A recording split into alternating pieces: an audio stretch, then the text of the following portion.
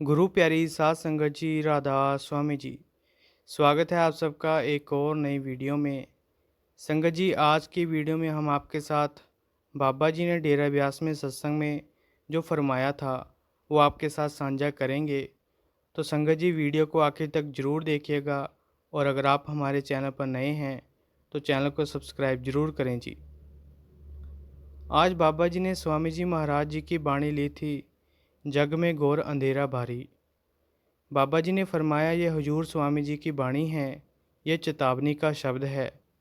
स्वामी जी चेतावनी देते हुए समझा रहे हैं कि जिस काम के लिए हमें भेजा गया था हम उससे भटक जाते हैं।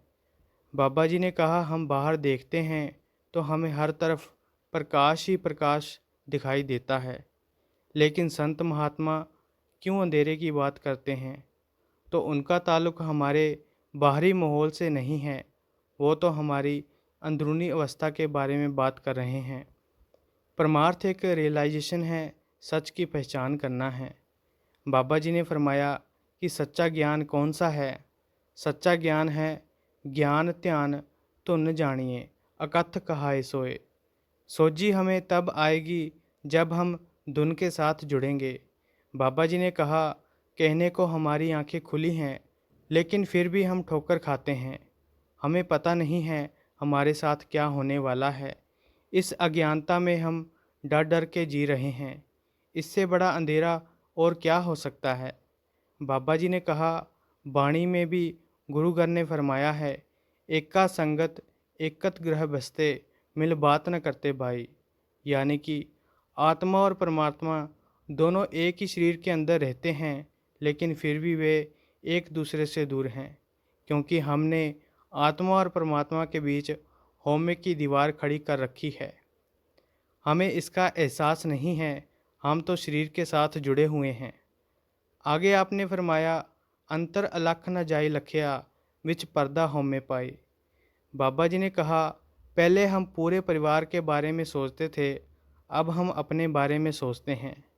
बाबा जी ने कहा, होमे दीर्घ रोग है, दारू भी इसमा है, कृपा करे जे अपनी ता गुरु का शब्द कमावे। बाबा जी ने कहा, हल भी आपने इसी के अंदर ही दिया हुआ है। जब तक उस मालिक की हमारे ऊपर कृपा ना हो जाए, हमें सच का एहसास नहीं हो सकता। जब वे मालिक हमारे ऊपर कृपा करता है, तो वे हमारे को अंदर से धुन के साथ जोड़ देता है, अंदर से हमें शब्द के साथ जोड़ देता है, वो हमें अंदर से पहचान करा देता है। बाबा जी ने आगे कहा, हम कह देते हैं कि हमें डेरे आते हुए कई साल हो गए, हमें नाम लिए हुए इतने साल हो गए। बाबा जी ने कहा, हमने अमल कितना किया है। बाहर की सेवा से तो माहौल बनता है, फिर भजन में बैठकर जब हम नाम की कमाई करते हैं तो हमें मन को काबू करना आसान हो जाता है। बाबा जी ने आगे कहा, सत्संग क्या है? सत्संग ताको जानिए जिथे एको नाम बिखानिए। सत्संग का मतलब है यहाँ सच का एहसास कराया जाता है। बाबा जी ने कहा, हम बोलते हैं कि अगर हम आज सत्संग में जा रहे हैं और आज हम भजन बंदगी नहीं करेंगे तो फिर क्या हो जाएगा? बाबा जी ने कहा, माधो जी, सतसंगत मेल हर त्याइये। अब बात आती है, गुरु कौन है? क्या गुरु शरीर है? बाबा जी ने कहा, ना तो शरीर गुरु है और ना ही शरीर सेवक बन सकता है। शुरुआत जरूर शरीर से होती है, लेकिन जो गुरु का मकसद है उसका मकसद ये नहीं है कि वे हमें एक भरम से निकाल कर दूसरे भरम में डाल दे। गुरु का मकसद है कि वे हमें सच का एहसास करवाए। बाबा जी ने कहा, 40 साल महाराज जी ने हमें समझाया। हम कोठियों को माथा टेकते हैं, फिर सत्संग घर को हमने सचखट बना के माथा टेकना शुरू कर दिया। हमने क्या समझा? फिर बाबा जी ने दर्शनों के बारे में कहा, दर्शन क्या है? असल दर्शन तो अंदर से होंगे। दर्शन एक वो अवस्था है जब इंसान अपनी सुध बुध खोकर अपने मुर्शिद की तरफ देखता ही रहता है। हम तो सत्संग में बैठे हैं, हम कहते हैं नींद आ रही है, या ध्यान घर वालों में है या दुनिया में है, और धक्के से मन को कहते हैं कि मुर्शिद की तरफ देख। बाबा जी ने कहा, जब हम दर्शन करते हैं तो हमारे मन को कोई भी सुध बुध नहीं रहती। दर्शन में मन हमारे काबू में नहीं रहता। जब अंदर से दर्शन हो जाएंगे, फिर हमारे साथ हर पल मालिक रहेगा, हमारे आगे भी हर वक्त मालिक रहेगा। फिर सारा कुछ पीछे रह जाता है। बाबा जी ने कहा, हम मांगते हैं कि हमारे को अंदर से दर्शन हो जाए। हम जल्दबाजी करते हैं। जिस दिन अंदर से एकदम से कुछ मिल गया तो सारा कुछ वहीं का वहीं धरा रह जाएगा। बाबा जी ने कहा, मालिक जो भी करता है हमारे भले के लिए ही करता है। बाबा जी ने कहा, हजूर महाराज जी बोला करते थे कि जब पार्टीशन हुई थी तो बड़े बड़े कारोबारी यहाँ पर भीख मांग रहे थे। बाबा जी ने कहा, तो हम क्या सोचते हैं, क्या हम अपना घर खुद चला रहे हैं? हमारा घर तो मालिक चला रहा है। ज़िंदगी में सिर्फ उतना बोझ उठाना चाहिए जितना बोझ आप उठा सकते हो। बाबा जी ने कहा, सज्जन सई नाल में चलदियां नाल चलन, जिथे लेखा मंगिए जिथे खड़े दिसन। बाबा जी ने कहा, यहाँ सारे धागे टूट जाएंगे, फिर कौन सा संबंध हमारे साथ निभेगा? तो आपने फरमाया, नाम रहे हो साधु रहे हो गुरु गोबिंद। तो ये किसकी अवस्था बनेगी? जिन जपियो गुरु मंत्र। फिर आगे बाबा जी ने कहा, हम सड़क पर जा रहे होते हैं, अगर हमें कोई गाली निकाले, सबसे आसान काम है हम वापस से उसको गाली निकाल देते हैं।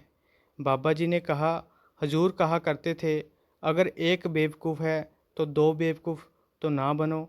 सबसे मुश्किल काम है हम वहाँ से चुप करके चले जाएं और उससे माफ़ी मांग लें कि हमारे से गलती हो गई। और कई बार तो हम अहंकार में बोल देते हैं कि किसी की हिम्मत क्या है कि मेरे को बोल दे। बाबा जी ने कहा, आप किसी भी डेरे में चले जाओ, कितना भी बड़ा बाबा क्यों ना हो, वे आपके कर्म नहीं उठा सकता। हम दूसरों को देखते हैं कि ये तो दुखी है, शायद इनकी किस्मत में ही दुख लिखा है, मेरे को क्या होगा? बाबा जी ने कहा, हमारा हाल तो उस कबूतर की तरह है कि जो बिल्ली को देखकर आंखें बंद कर लेता है। कबूतर सोचता है कि अब बिल्ली मुझे देख नहीं रही, तो इसी चक्कर में वो अपनी जान गंवा कर बैठ जाता है। फिर बाबा जी ने कहा, कई बार हम कह देते हैं कि हम मालिक को नहीं मानते। बाबा जी ने कहा, ना मानो, कर्मों का भुगतान तो देना ही पड़ेगा। साइंस भी इस चीज़ को मानती है। हमारे मानने या ना मानने से कुछ नहीं होने वाला। बाबा जी ने कहा, ये जो मैल मन पर चढ़ी हुई है, क्या वो शुरू से जुड़ी हुई है? तो आपने कहा, मन तो ज्योत स्वरूप है, अपना मूल पहचान। फिर बाबा जी ने कहा, मुर्शिद कौन है? मुर्शिद वे है जो हमें बाहर के साधन से नहीं, हमें अंतर का साधन बताए। वह सच्चा मुर्शिद है जो हमें अंदर की तरफ लेकर जाए, अंदर का रास्ता बताए। फिर बाबा जी ने कहा, देखो हमारी अकल को, हम कह देते हैं कि मालिक ने जो लिखा है वो मेरे को मंजूर नहीं है। क्या मालिक ने हमारी किस्मत लिखने में कोई गलती कर दी?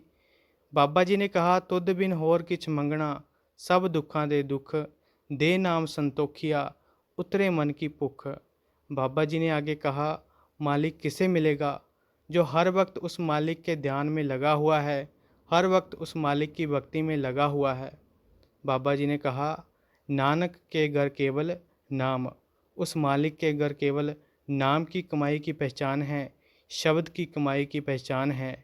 आगे बाबा जी ने कहा, माँ बाप जितना मर्जी अपने बच्चे को डांट लें, अंत में अपनी छाती के साथ लगाकर बच्चे को प्यार से समझाते हैं कि अब तो मान जाओ।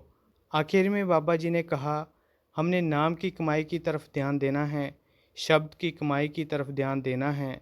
अंत में बाबा जी ने संगत से माफ़ी मांगी क्योंकि 26 तारीख वाला सत्संग प्रोग्राम इलेक्शन की वजह से पोस्टपोन करना पड़ा।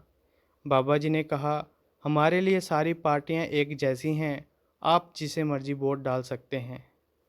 तो संगत जी, आज की वीडियो में इतना ही। अगर आपको ये वीडियो अच्छी लगी तो लाइक शेयर और कमेंट करें और चैनल को भी सब्सक्राइब ज़रूर करें जी। राधा स्वामी जी।